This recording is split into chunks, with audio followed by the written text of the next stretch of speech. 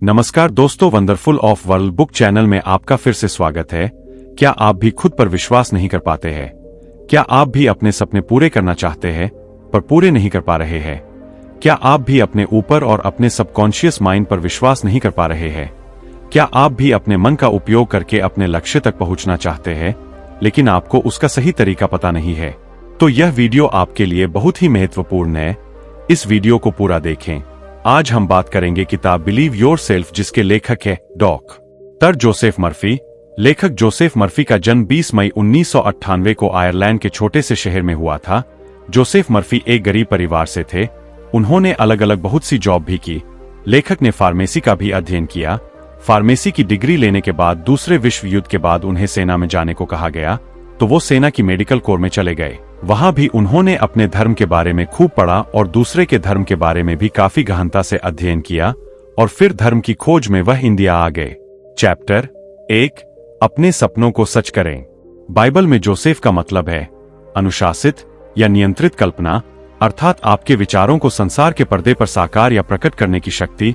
अगर आप किसी भी चीज या किसी भी लक्ष्य को पाना चाहते हैं तो पहले आपको पॉजिटिव सोचना होगा और जो आपको चाहिए उसके बारे में वर्तमान में कल्पना करनी पड़ेगी। असफल रूप में अपनी कल्पना करना जितना आसान है, उससे भी आसान सफल व्यक्ति के रूप में अपनी कल्पना करना है, और यह ज्यादा रोचक भी है। यहाँ लेखक बताते हैं कि हमारे मन में जो भी दृश्य, चित्र और लक्ष्य है, उन सब पर एक सृजनात्मक शक्ति मानसिक चित्रों के रूप में प्रतिक्रिया करती है। हम जो मानसिक चित्र बनाते हैं वे सब हमारी भावनाओं से शुरू होते हैं, और हमारी भावनाएं भी एक इंद्रिय होती है, और हमारी सारी इंद्रियां उस एक इंद्रिय भावना का ही रूप परिवर्तित है। मानसिक विज्ञान के शिक्षक थॉमस ने कहा था कि भावना ही कानून है और कानून ही भावना है। भावना शक्ति का स्रोत है। परिणाम पाने के लिए हमें अपने मानसिक चित्रों को भावनाओं से आवेशित करना चाहिए। अपने लक्ष्य, इच्छा को चेतना में ऊपर उठाएं, इसे उन्नत करें, इसके प्रति तहे दिल से समर्पित हो जाए, इसकी प्रशंसा करें, अपने लक्ष्य को अपना ध्यान, प्रेम और निष्ठा प्रदान करें। जब आप ऐसा करना जारी रखते हैं तो डर के सारे विचार अपनी उन्नत मानसिकता के सामने दंडवत प्रणाम करेंगे, यानी वह अपनी शक्ति खो देंगे और अपने मन से गायब हो जाएंगे। यदि आप किसी इच्छा या कामना, विचार को सफल या साकार करना चाहते हैं तो अपने मन में उनकी पूर्णता एक मानसिक चित्र बना ले। अपनी इच्छा की वास्तविकता की कल्पना लगातार करें। इस तरह आप इसे साकार होने के लिए मजबूर करेंगे। आप जिसके सच होने की कल्पना करते हैं वह मन के अगले आयाम में पहले से ही मौजूद होता है। यदि आप अपने लक्ष्य के प्रति वफादार हैं तो एक दिन यह वस्तु का रूप ले लेगा, और यह एक दिन सच में ही पूरा हो जाएगा और आपको पता भी नहीं चलेगा। आपका दोस्त या मित्र जो गरीबी में रह रहा है, आप कल्पना में उसे अमीर देख सकते हैं।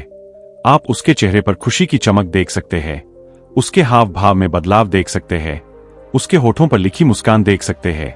आप उसे अपने से वह कहते हुए सुन सकते हैं जो आप सुनना चाहते हैं।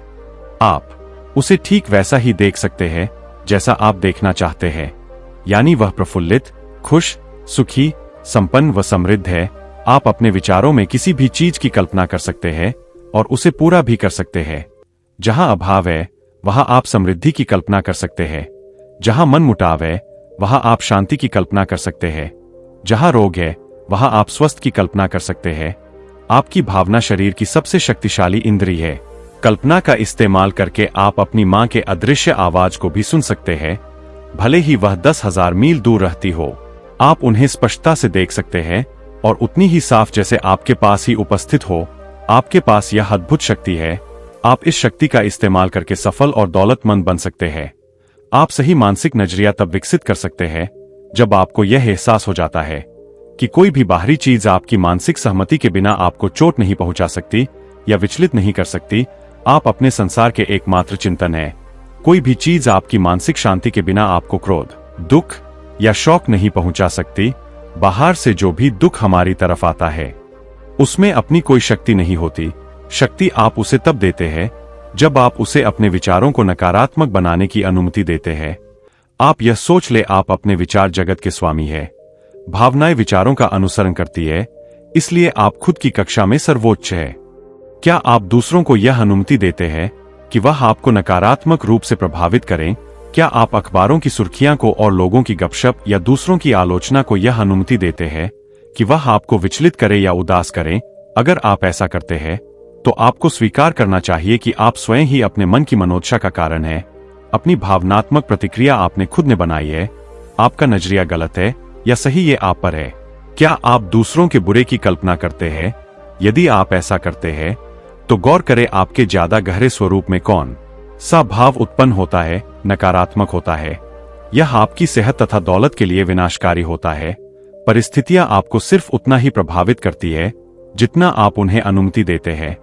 आप स्वेच्छा से निश्चित रूप से ही जीवन तथा सारी चीजों के बारे में अपना नजरिया बदल सकते हैं। आप अपनी तकदीर के मालिक और अपने अवचेतन मन के कप्तान बन सकते हैं। अनुशासित निर्देश और निश्चित कल्पना के जरिए आप अपने भावनाओं के स्वामी बन सकते हैं तथा अपने मानसिक नजरिया के भी स्वामी बन सकते हैं। उदाहरण से समझते हैं, यदि आप कल्पना करते हैं कि सामने वाला इंसान ओछा, बेईमान और लोगों से जलता है, तो गौर करें आपके भीतर कौन सी भावना जागृत होगी। अब इस स्थिति को उलट दे, यदि व्यक्ति ईमानदार, सच्चे, प्रेमपूर्ण और दयालु होने की कल्पना करें, तो गौर करें आपकी प्रतिक्रिया के स्वरूप आपके भीतर कौन सी भावना उत्पन्न होती है। इसलिए क्या आप अपने नजरिए के स्वामी नहीं हैं? वास्तव में पूरे मामले में सच्चाई है कि ईश्वर के बारे में आपकी असली अवधारणा सर्वाधिक महत्वपूर्ण होती है, क्योंकि यही आमतौर पर जीवन के बारे में आपके पूरे नजरिए को तय करती है। ईश्वर के बारे में आपका सबसे प्रबल विचार जीवन का विचार है, क्योंकि ईश्वर ही जीवन है। यदि आप प्रबल विचार या नजरिया यह है कि ईश्वर आपके भीतर की आध्यात्मिक शक्ति है, तो आपके विचार पर सकारात्मक प्रतिक्रिया करती है और आपकी आदतें स्वस्थ, सृजनात्मक और सदैव भावपूर्ण है। इसलिए यह शक्ति सभी तरीकों से आपका मार्गदर्शन करती है, समृद्ध बनाती है और यह प्रबल नजरिया आपकी हर चीज को अपने रंग में रंग देता है। आप सकारात्मक मानसिक नजरिया से संसार को देखें, आपका दृष्टिकोण सकारात्मक होगा और आपको सर्वश्रेष्ठ सुखद अपेक्षा होगी। जीवन के बारे में कई लोगों का नजरिया उदास, निराशावादी होता है। वह चिड़चिड़ा, आलोचनात्मक और झगड़ालू होते हैं। यह सब प्रबल मानसिक नजरिए के कारण होता है, जो हर चीज उसके प्रतिक्रिया और निर्देश करती है। लेखक ने बताया कि हमारा मानसिक नजरिया कल्पना से तय होता है। यदि आप कल्पना करते हैं कि आज का दिन बुरा होने वाला है, कारोबार बहुत बुरा रहने वाला है, बारिश हो रही है, आज तो स्टोर में एक भी ग्राहक नहीं आएगा, आपके पास पैसा नहीं है, तो आप अपनी नकारात्मक कल्पना के परिणाम को अनुभव करेंगे और आपके साथ ऐसा ही होता चला जाएगा। और आप इसके बाद इसका उल्टा सोचेंगे, अच्छी कल्पना करेंगे तो आपके साथ वैसा ही होता चला जाएगा। हमेशा उन चीजों की कल्पना करें जो आपकी प्यारी, प्रशंसनीय और अच्छी है। इससे जीवन के प्रति आपका पूरा भावनात्मक नजरिया बदल जाएगा। आप जीवन के बारे में क्या कल्पना करते हैं? यह कि आपके लिए सुखद जीवन होने वाला है या फिर परेशानियों, कुंठाओं की एक लंबी श्रृंखला होने वाली है? यह आपके ऊपर है कि आप क्या चुनते हैं।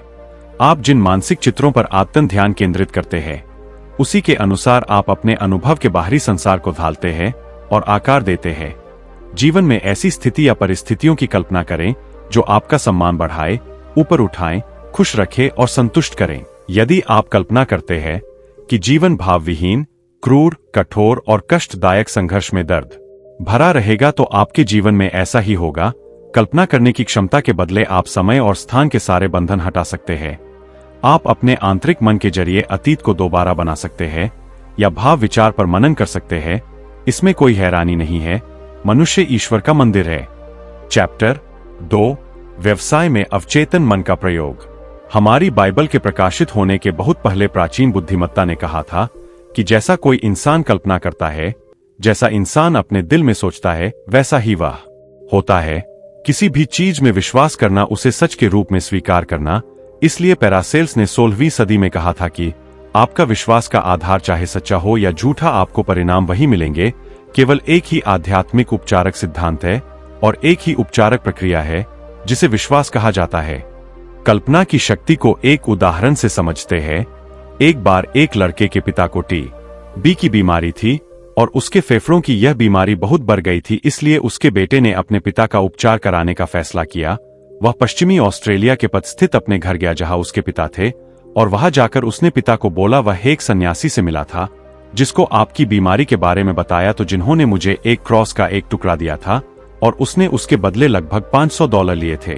और उसने अपने पिता को बताया कि इस अंगूठी या क्रॉस को छूने मात्र से कई लोगों का उपचार हो गया है या बीमारी ठीक हो गई। उसने अपने पिता की कल्पना शक्ति को इस बिंदु तक उत्तेजित किया कि बूढ़े आदमी ने उसके हाथ से अंगूठी छीन ली और अपने सीने पर रखी और मौन प्रार्थना की और सो गया। सुबह तक उसका उपचार हो गया था। अस्पताल के सारे परीक्षण इस बात के गवाह थे। वो क्रॉस का टुकड़ा उस लड़के को किसी सन्यासी ने नहीं दिया था। वह उसे रोड पर पड़ा मिला था और सुनार के यहाँ जाकर उसको अंगूठी में जड़ा दिया ताकि वह असली लगे। आप जानते हैं कि फुटपाथ पर पड़े क्रॉस के टुकड़े ने उसका उपचार नहीं किया था। यह तो उसकी कल्पना थी जो बहुत ज्यादा उत्तेजित हो गई थी। साथ ही आदर्श उपचार की आत्मविश्वास की अपेक्षा भी थी। कल्पना आस्था या व्यक्ति पर भावना से जुड़ गई और दोनों के संगम से उपचार हो गया और पिता को कभी भी पता नहीं चला कि उसके साथ क्या चाल खेली गई है। अगर उन्हें पता चल जाता तो शायद उन्हें दोबारा टीबी हो जाती और वह पूरी तरह स्वस्थ रहे और 15 साल बाद 89 वर्ष की उम्र में उनका देहांत हुआ। इस उदाहरण से यह सिद्ध होता है कि आपके अंदर जो कल्पना शक्ति है, आपके अंदर जो विश्वास की शक्ति है, वह बहुत ही ताकतवर है।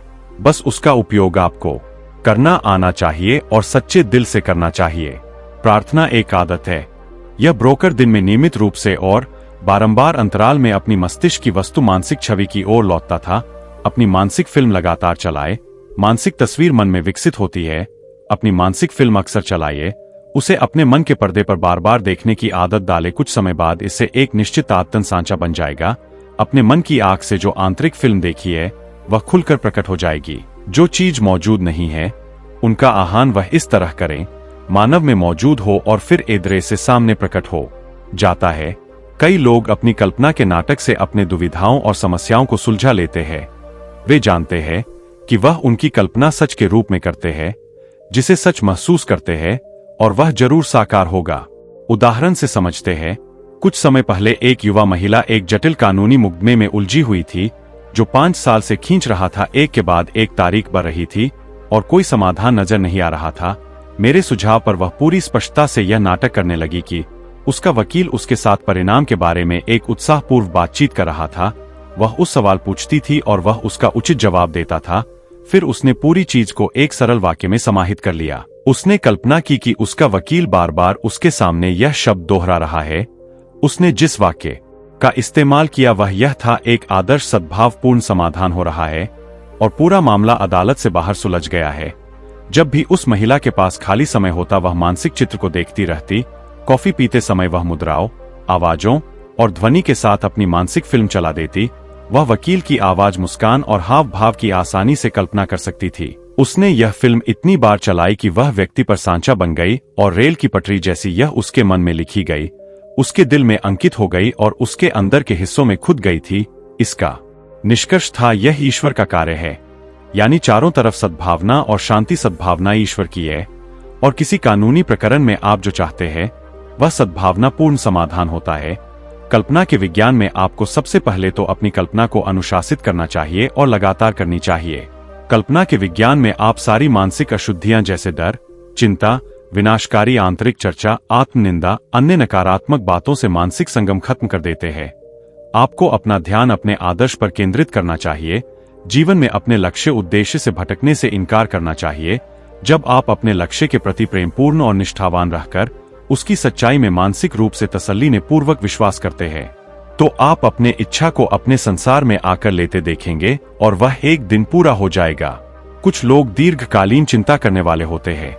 वह कभी किसी अच्छी या प्यारी चीज की कल्पना नहीं कर सकते। उन्हें हमेशा यही लगता रहता है कि कोई बुरी या विनाशकारी चीज होने वाली है।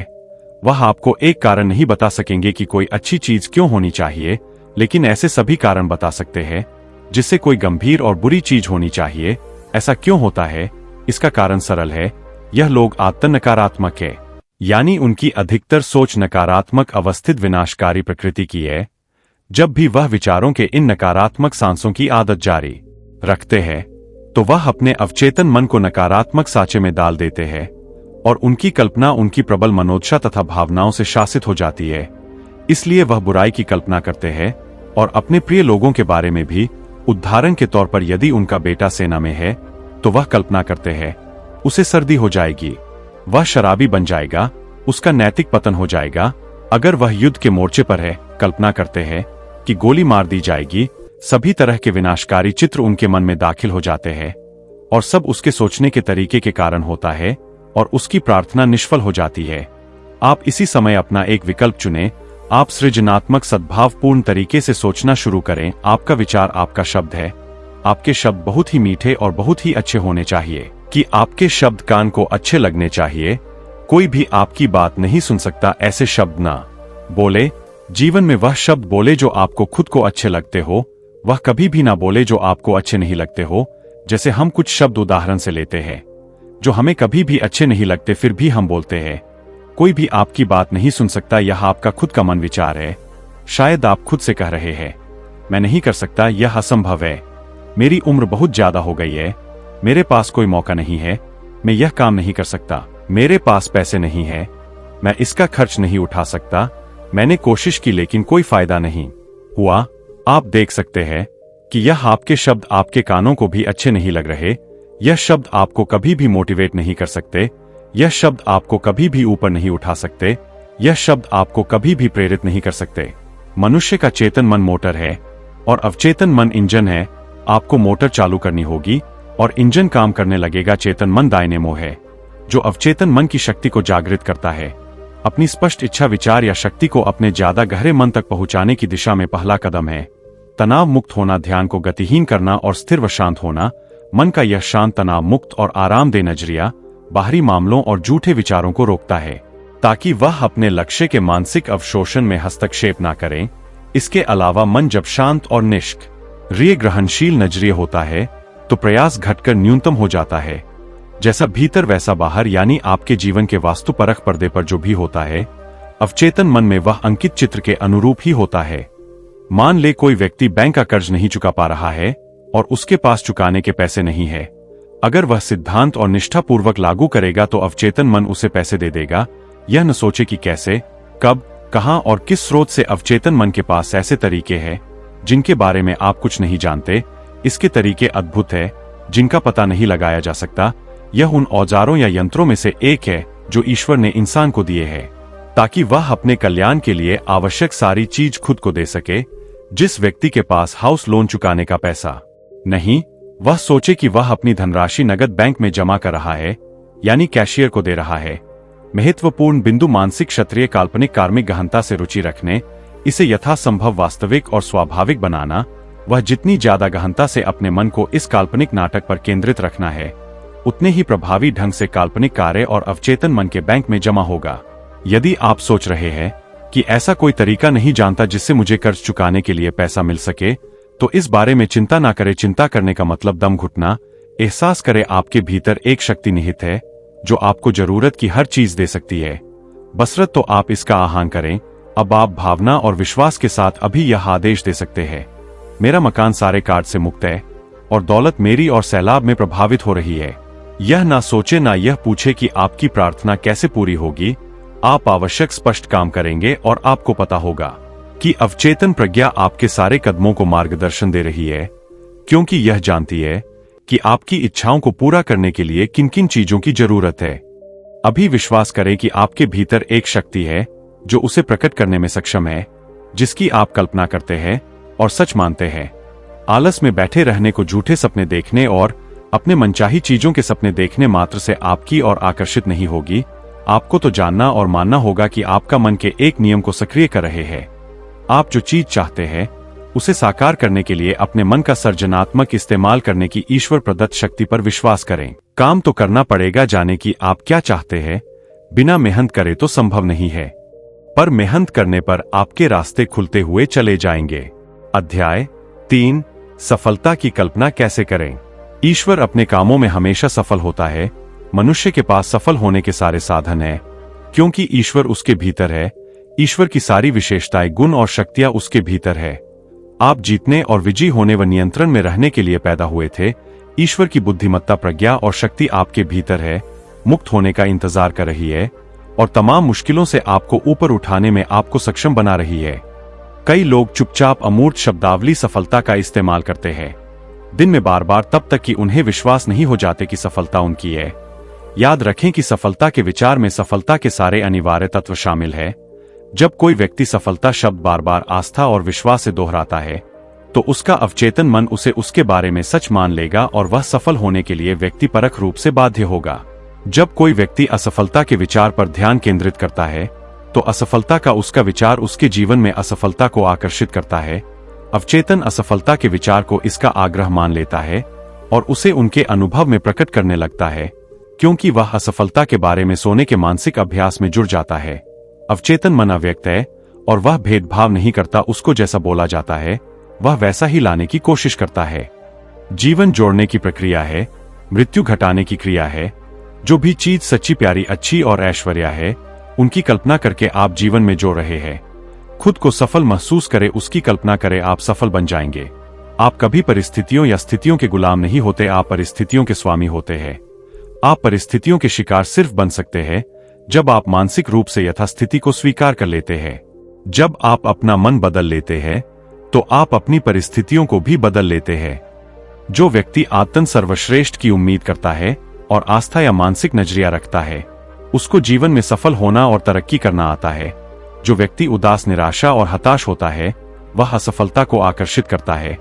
दरअसल देवी आपूर्ति में आस्था का अभाव है। यह गलत जगह रखी गई आस्था है। डर गलत चीज में विश्वास है, डर का अभाव में विश्वास है। यह इस धारणा में कि मनुष्य की अच्छाई उसे रोक जाती है। आप यह जानकर और एहसास करके आत्मविश्वास विकसित कर सकते हैं कि कोई भी चीज आपको सफलता पाने से नहीं रोक सकती। अपने मन में यह विश्वास भर ले कि इस आंतरिक शक्ति का आह्वान सारी बढ़ाव से उभरने के लिए किया जा सकता है। आप में यह विश्वास और कल्पना होनी चाहिए कि आप इसे हासिल कर सकते हैं। जो आप करने निकले हैं, यह सकारात्मक नजरिया ही विश्वास बनता है। मनुष्य किसी भी चीज को आदेश देगा, वह घटित हो जाएगी। आप मानसिक रूप से इस समय किसको आदेश दे रहे हैं? आपकी आंतरिक बातचीत और आपकी निरर्थक मनोदशा की प्रवृत्ति क्या है? मनुष्य के द्वारा बोले गए हर निरर्थक शब्द की कीमत मनुष्य को चुकाना पड़ता है। निरर्थक शब्द है शंका, डर, चिंता और तनाव भी मौजूद है, तो आप अपने अवचेतन मन को निश्चित सकारात्मक आदेश नहीं दे रहे, क्योंकि कोई निश्चित छाप नहीं छोड़ी जा रही जो आप घटित करना चाहते। डर और चिंता चेतन मन में दुविधा उत्पन्न करते हैं। इससे अवचेतन मन में दुविधा उत्पन्न होती है। उसे मानव मसलों में दुविधा उत्पन्न होने के सिवा कुछ नहीं होता। देवी शक्ति पर भरोसा करें और जिसकी आप इच्छा करते हैं पर किसी भी तरह से आपके पास आ जाएगी। निष्कर्ष, ईश्वर में दैविक शक्ति है। ईश्वर में विश्वास रखें और भलाई का काम करते रहें। इस तरह तुम धरती पर रहोगे तो तुम्हें सचमुच सब कुछ मिलेगा।